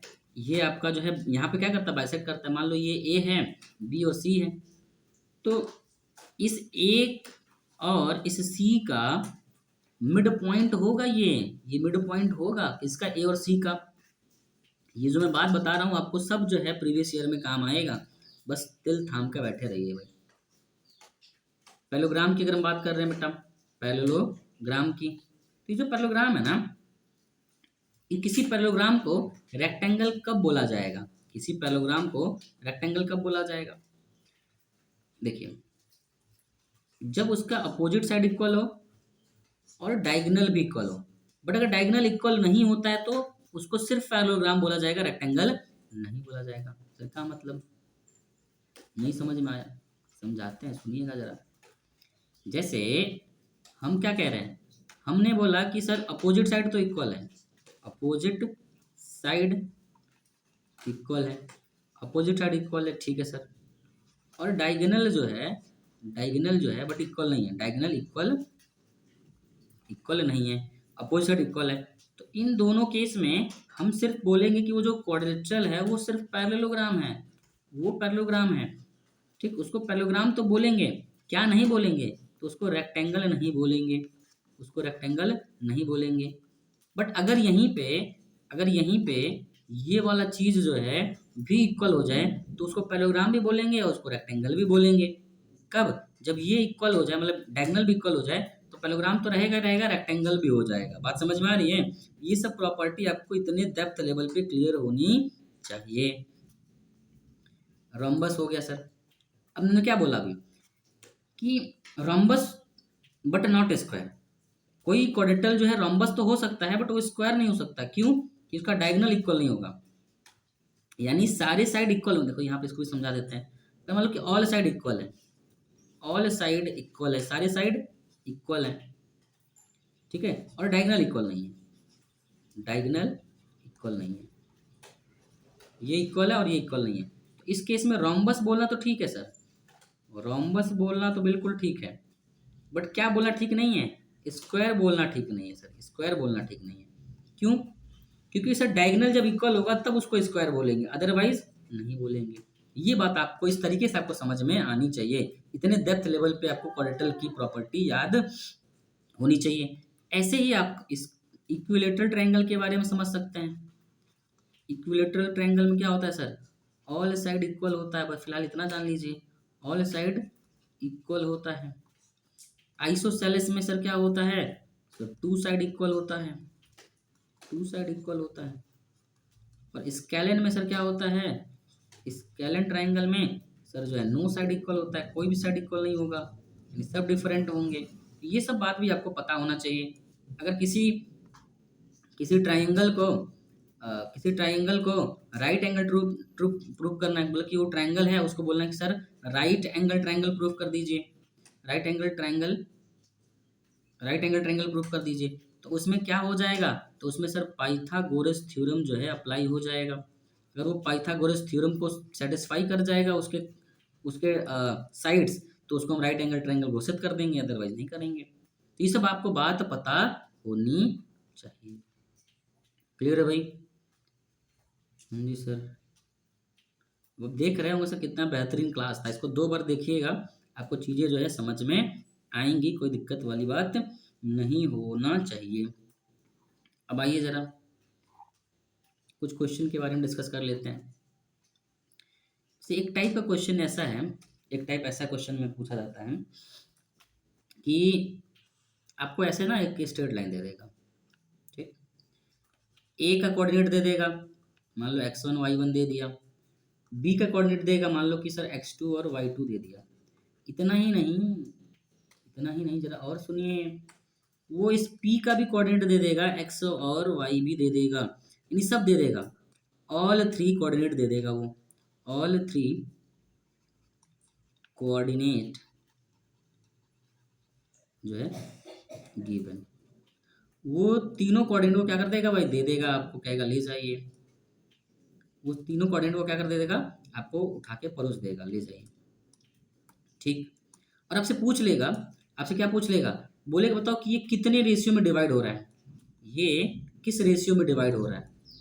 तो बच्चे m/n मत मानिएगा, ठीक है, क्योंकि जब इसको मानेंगे तो आपका क्वेश्चन जो है कैलकुलेटिव हो जाएगा, समझ रहे हैं? तो instead of that what you have to suppose, ठीक है, क्या नहीं मानना ये समझ में आ गया सर? ठीक है, फिर मानना क्या है? तो ऐसे केस में जो रेशियो होगा उसको उसको आप ऐसे सपोज कर लीजिएगा, या तो आप k/1 सपोज कर लीजिएगा, या फिर m/1 सपोज कर लीजिएगा, जो रेशियो जो आपको वेरिएबल पसंद है वो, लेकिन 1:1 के साथ में। तो इससे क्या होगा? अरे भैया k/1 की जो वैल्यू आएगी, ठीक है, तो मान लीजिए सर ये के पार्ट में डिवाइड कर रहा है और ये 1 पार्ट में डिवाइड कर रहा है, इसमें कोई बड़ी बात नहीं है, आंसर बड़े अच्छे से आएगा, ठीक है। इसमें एक ही वेरिएबल इन्वॉल्व होगा ना, तो थोड़ा कैलकुलेशन हमारा आसान हो जाएगा। उसमें डबल वेरिएबल इन्वॉल्व होगा तो 2 वेरिएबल सॉल्व करना सर मुश्किल होता है ना, आपने चैप्टर नंबर 3 में पढ़ के आए हैं, इतना आसान होता है ना ये चीज़। जरा एक और चीज़ समझ लीजिए, मान लीजिए ट्राइंगल है, सर ये ट्राइंगल कह रहा हूँ, लाइन है, बोला सर ये बाइसेक्ट हो रहा है, क्या किया जा रहा है? कि बाइसेक्ट किया जा रहा है। इसका मतलब सर कोई पॉइंट P होगा, और पहले तो लाइन नहीं, लाइन सेगमेंट होगा। क्यों? क्योंकि लाइन को बाइसेक्ट करने का मतलब क्या हुआ? कुछ नहीं। तो ये लाइन सेगमेंट है, और मान लो इसको बाइसेक्ट करने की बात कर रहे हैं, तो अगर ये A है और ये अगर B है और P बाइसेक्ट कर रहा है, तो इसका मतलब है कि सर ये 1:1 रेशियो में बाइसेक्ट किया होगा, यानी 1:1 रेशियो में बाइसेक्ट किया होगा, ठीक है।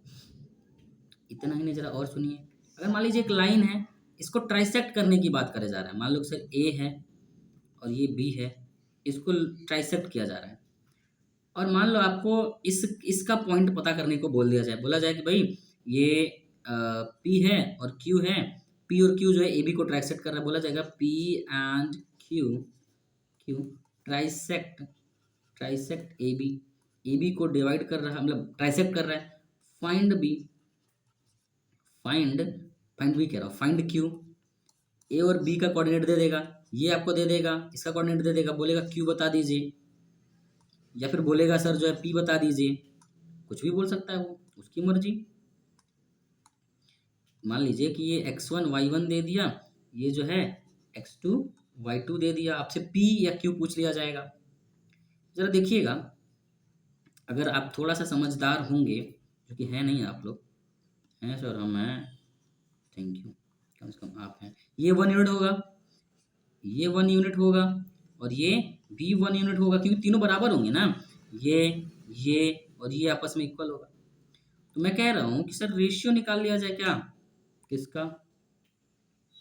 अगर मैं बोलूं कि ये जो Q है, ये क्या 2:1 में नहीं रेशियो डिवाइड कर रहा है क्या? ये Q जो है इस AB को 2:1 में डिवाइड कर रहा है, ऐसा बोलना गलत होगा क्या? नहीं सर, क्यों? क्योंकि देखिए सर, ये 2 यूनिट और ये 1 यूनिट, ठीक बात। वैसे ही हम इस P के बारे में जरा बोला जाए, इस P के बारे में बोला जाए, तो हम कह सकते हैं सर ये 1:2 में डिवाइड कर रहा है, क्यों? क्योंकि सर एक ये यूनिट और ये 2 यूनिट। तो इस तरीके के रेशियो का हम इस्तेमाल करके भी काम कर सकते हैं, ठीक है।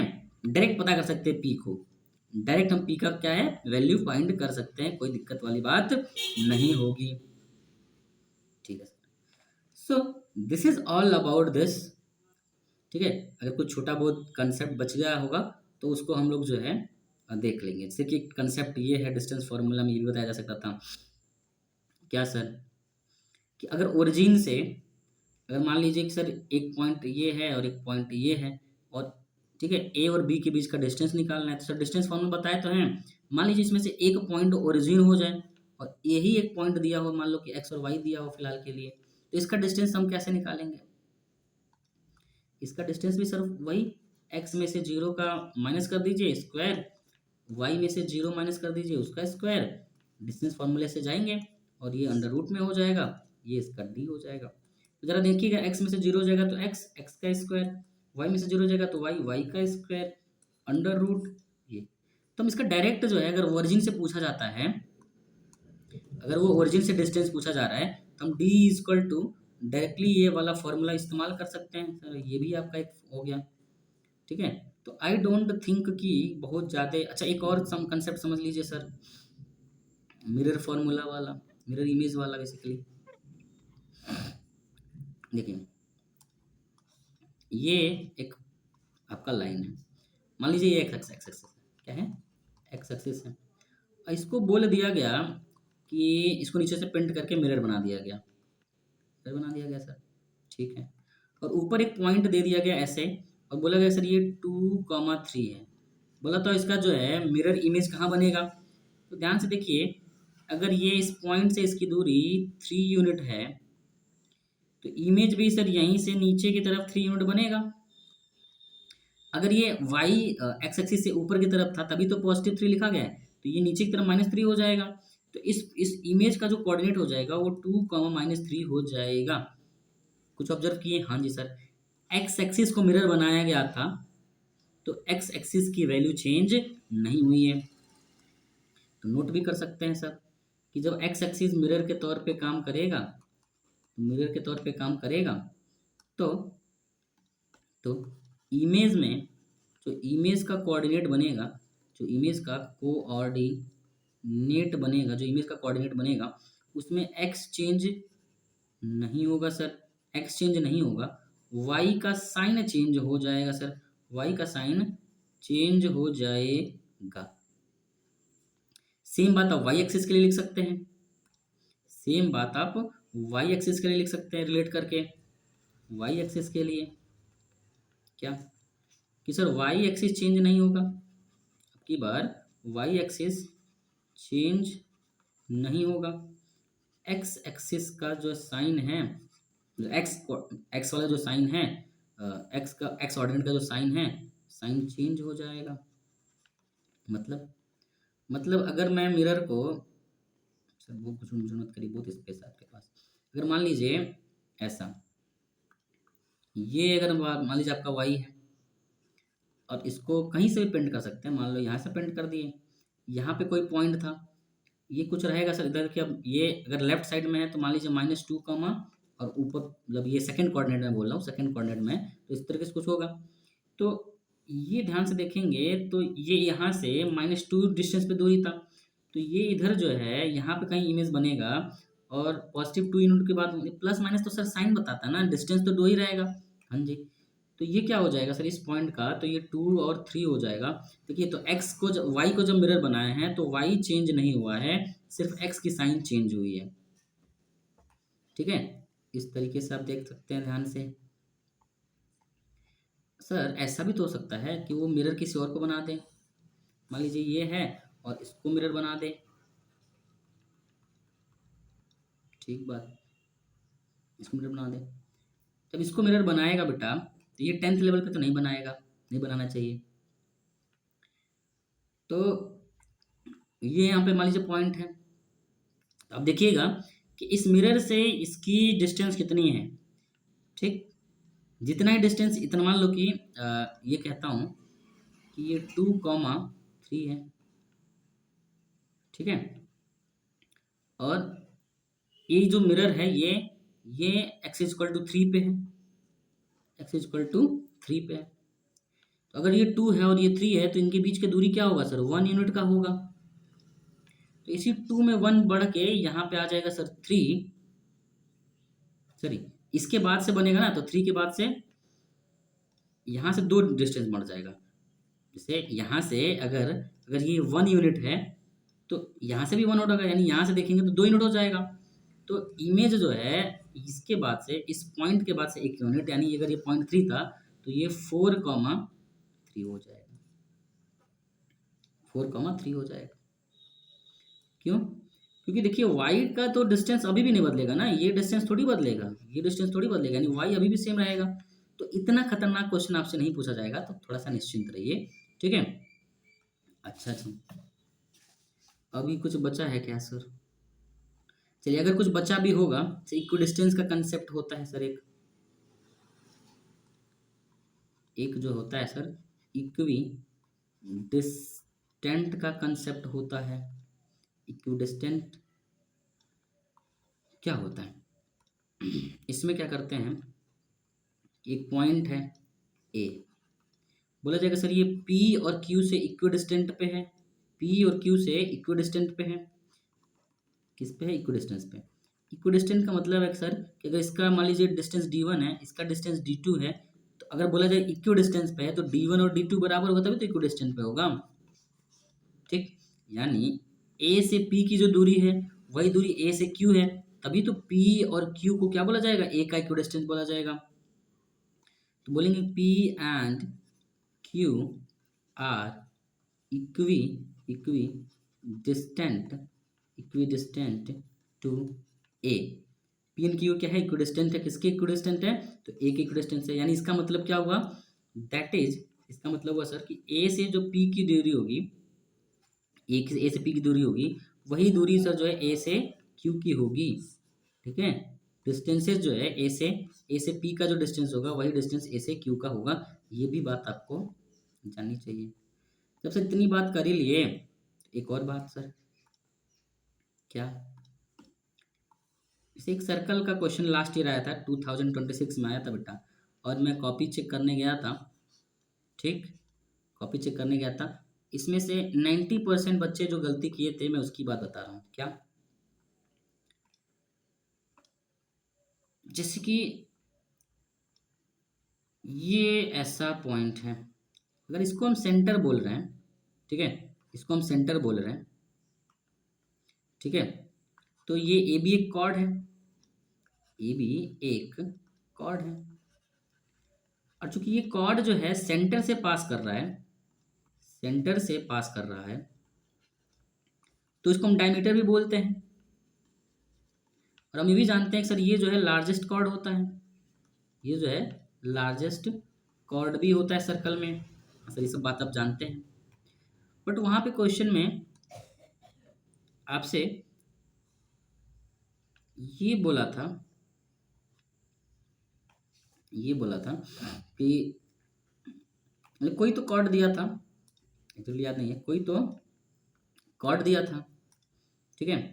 और उनके बीच मतलब कॉर्ड देके रेडियस पूछा था, ठीक है। कॉर्ड आपका दिया हुआ था, कॉर्ड दिया हुआ था, कॉर्ड का बेसिकली जो है कोऑर्डिनेट दिया होता है और रेडियस पूछा था, ठीक। जब तक आपसे बोला नहीं कि सर ये कॉर्ड सेंटर से पास कर रहा है, ठीक है, तब तक आप कैसे मान सकते हैं कि सर जो है ये पॉइंट जो होगा वो इक्विडिस्टेंस होगा। तो ये सब थोड़ा सा ध्यान देने वाली बात थी। तो अगर आपसे ये बोल देता कि भाई सर ये पॉइंट सी है, ठीक है, तो बड़े आराम से इन दोनों का जो है आप मिड पॉइंट वाले फॉर्मूले से इसका कोऑर्डिनेट निकाल लेते। बट जब तक दिया ना रहे तब तक आप कैसे मान लेंगे? नहीं मानेंगे सर, आप नहीं मानेंगे, नहीं मानिएगा, ठीक है। तब तक आप मेक श्योर ना कर ले कि क्वेश्चन में कहीं से आपको हिंट ना दिया हो, ठीक है, तब तक आप खुद से नहीं मान सकते खुद, ठीक है। सेल्फ अजेप्शन नहीं कर सकते, ठीक है। आपको फिर जनरल केस लेके चलना पड़ेगा, फिर आपको जनरल केस लेके चलना पड़ेगा, यानी कि खुद से कुछ मान लिए नहीं, खुद से नहीं अज्यूम कर सकते कि वो सेंटर होगा ना। वो पॉइंट जब तक सेंटर नहीं बोला गया है तब तक उसको सेंटर नहीं मानिएगा, तब तक उसको आप जनरल पॉइंट मानिएगा, तब तक उसको जनरल पॉइंट जब तक वो हिंट ना दे दे कि वो सेंटर है, ठीक है। तो ये सब कुछ बातें हैं। इन्हीं सब बातों के साथ में आपका जो है आज का स्लाइड खत्म हो गया, यानी आज का जो है लेक्चर खत्म हो गया। तो प्लीज़ इसको फॉलो करिएगा, और इसको फॉलो करने इसको जो है कम से कम रिपीट करके 2 बार देखिएगा। एक बार रिपीट करके इसको 2x के स्पीड पे देख लीजिएगा, और ठीक है, अच्छे से इसका नोट्स बना लीजिएगा, अच्छे से इसका नोट्स बना लीजिएगा। और इसके बाद से आप जो है इसी चैप्टर का PYQ सेशन चलेगा, ठीक है, PYQ सेशन चलेगा, जहाँ पे हम प्रीवियस ईयर के क्वेश्चन से आपके कंसेप्ट को बिल्ड करा रहे होंगे, और जितनी बात हमने यहाँ पे बात करी उसको वेरीफाई कराएंगे। सर ये सारी बात वहाँ कैसे जो है आपसे बोर्ड में पूछा जाता है, तो ये वेरीफाई कराएंगे। तो इसको आप जो है अच्छे से पढ़िए, नोट करिए, लर्न करिए, समझिए, और PYQ सेशन में जुड़िए। 6 नंबर मुफ्त में आपको मिलेगा भाई। That is all about today.